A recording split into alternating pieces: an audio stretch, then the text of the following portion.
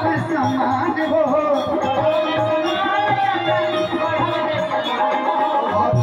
जितेंद्र राज विधायक भी यहाँ पे उपस्थित है, चंदन मिश्रा जी को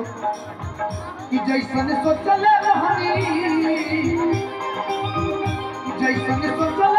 तेजस्वी भैया मोर बारे एकली हल्ला करके बोली कि जैसन सोचले रहनी तेजस्वी भैया मोर तेजस्वी जिंदाबाद जिंदाबाद जिंदाबाद तेजस्वी जिंदाबाद जिंदाबाद जिंदाबाद लालू चाचा जिंदाबाद जिंदाबाद जिंदाबाद लालू चाचा जिंदाबाद जिंदाबाद जिंदाबाद कि जैसन सोचले रहनी तेजस्वी भैया मोर बारे नेता पे जो बारे हो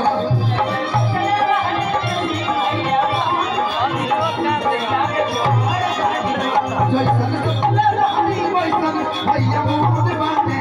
नेता पे जोड़ बारे हो।